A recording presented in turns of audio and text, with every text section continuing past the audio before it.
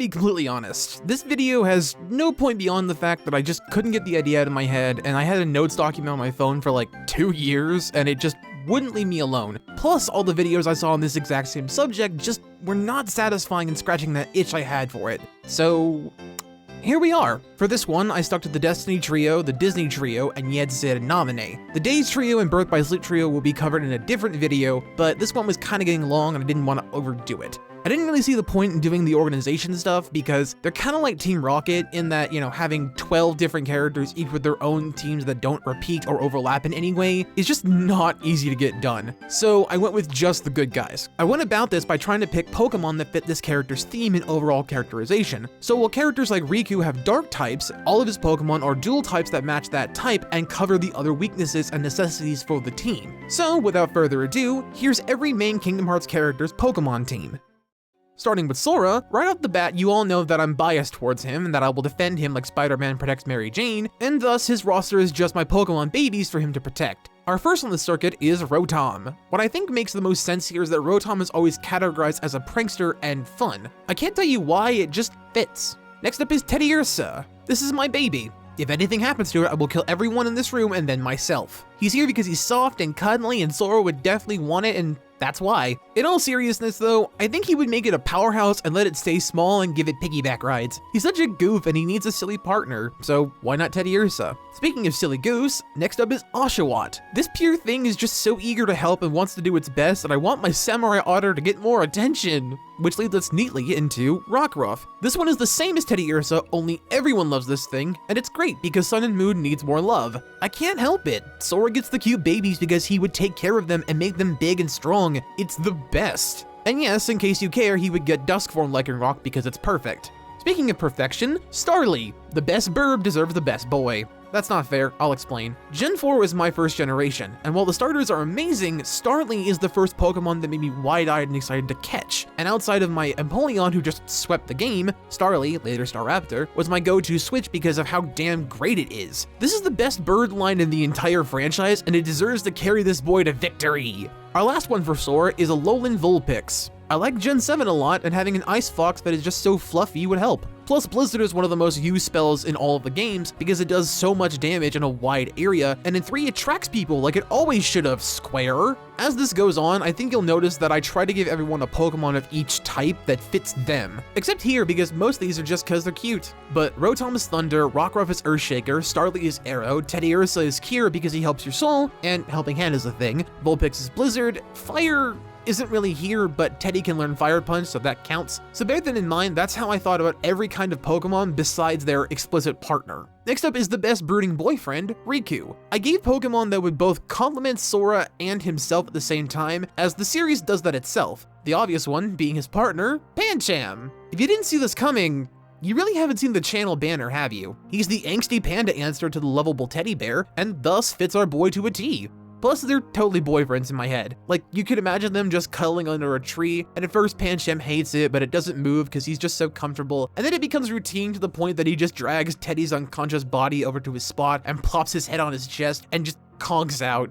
Man, that got away from me. My point is that they're cute and he stays. Next up is Chandelure. Gen 5 needs more love, but it's by no means the best, but it has gems in there. Chandelure is big, tanky, has a lot of variety to it, and it fits Riku perfectly, what with the purple flames and all. While I think him getting the first stages of these Pokemon would be great, I always liked it when trainers would get an already evolved Pokemon and then have to learn their quirks as they go, rather than shaping them with time. It's like adopting a teenager versus a baby. It's harder, but more rewarding. Speaking of that, Gengar. Riku needs someone other than Sora to take the piss out of him, thus Gengar is brought in. I mean, look at that smile. That's a smile that says he'll eat his prey's entire brain off, and it's wonderful. Also, to you Haunter fans, I like Gengar more because he looks like an actual ghost, not a Dorito with perv hands. Speaking of underrated, Woobat. Honestly, I wanted to stand in for the Kumari Bat. Woobat is an underutilized Gen 5er, so why not throw him in here? I mean, the designs are the same, and considering that Black and White came out just under 2 years before Dream Drop Distance launched in Japan, it's safe to say someone had a favorite and wanted to put it in their game.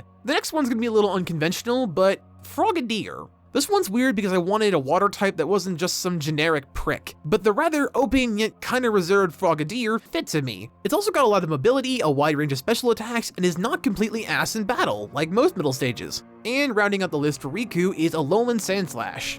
Sora had the Ice Fox, why not give him the Ice Anteater? Makes sense to me.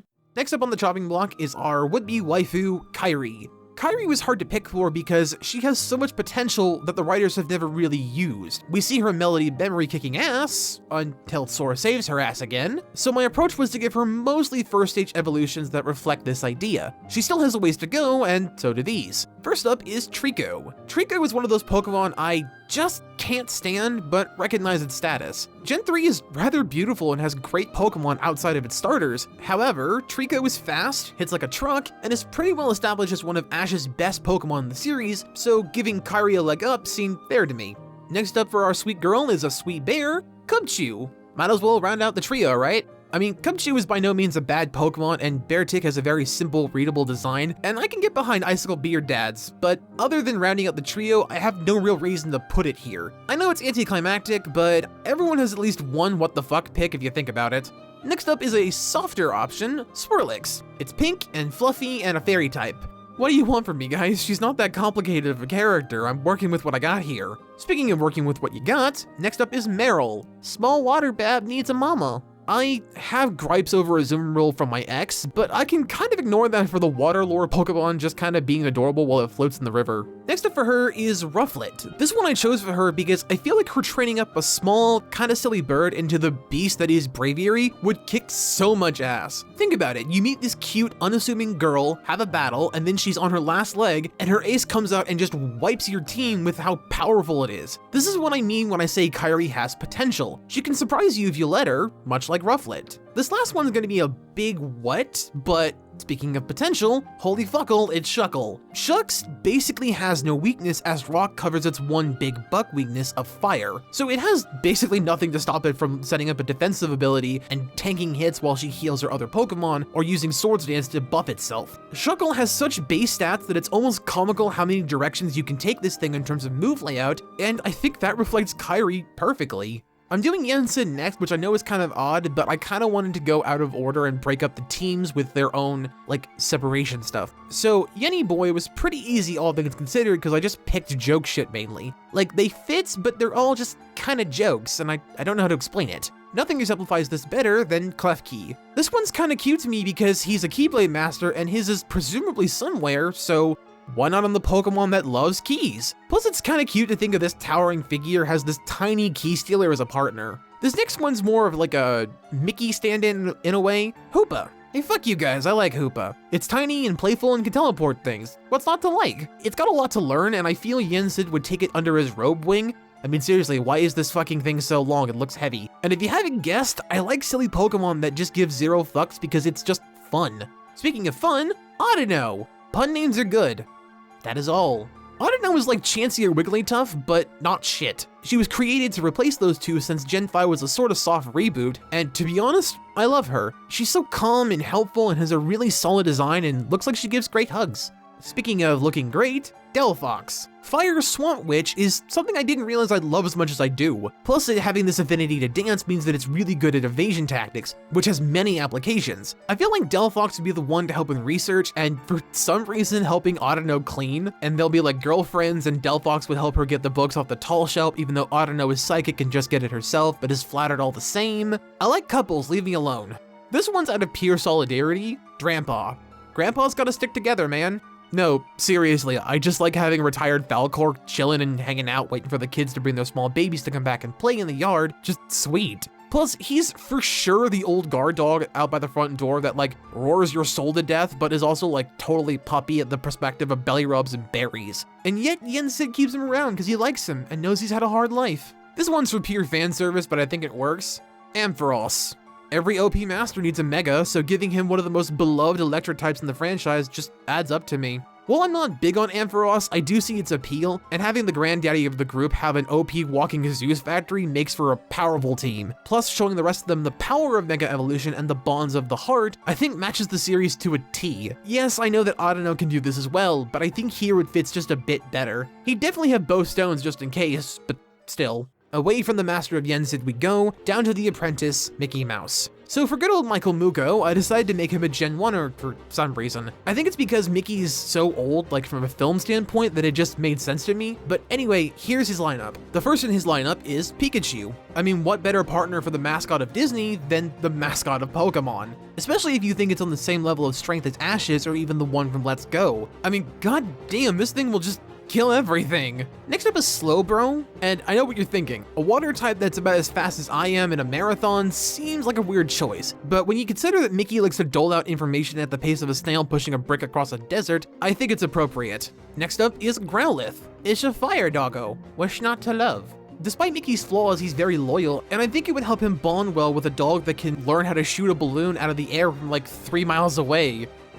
What the fuck? This next one is just here for obvious reasons. Pidgey. He needed a bird, and while Spearow feels like what he deserves, Pidgey is at least a very cute bird that deserves some rights, even though its naming convention is fucking stupid. I'll be honest, this one is just here because he needed a powerhouse, and Tauros is that, only not as obvious as, say, Nidoking. And lastly is Ditto. Mickey's personality and characterization changes so much in every media he's in, we might as well give him the purple blob that's known for doing just that. From the king of the castle to his left-hand duck, Donald. Donald was difficult to get a handle on seeing as he is a skilled mage, but I wanted to give him more mons that represented his friends more than anything else. Starting off with Mickey, Dedenne. I chose this one because the entire point of Dedenne is that he's a weird pick since it's a double fairy type, and thus makes it harder to crit than say simply using a ground type. Plus it's tiny and loves snuggles and would shock Donald, and that makes me giggle. Next up is the goofy of the group, Litleo. I don't know, I just like the idea of Donald having really weak looking stuff that he's buffed to no end, that barely listen to him and are cute to bring him down to earth. Next up is Machamp, which is to represent Sora. I mean, we need a fighting type in here, and he's not known for whacking things, but hey, having a Chad on the team is better than nothing. Next up is, ironically, Donald himself, Chansey. He needs a healer because he sure as fuck isn't gonna do it.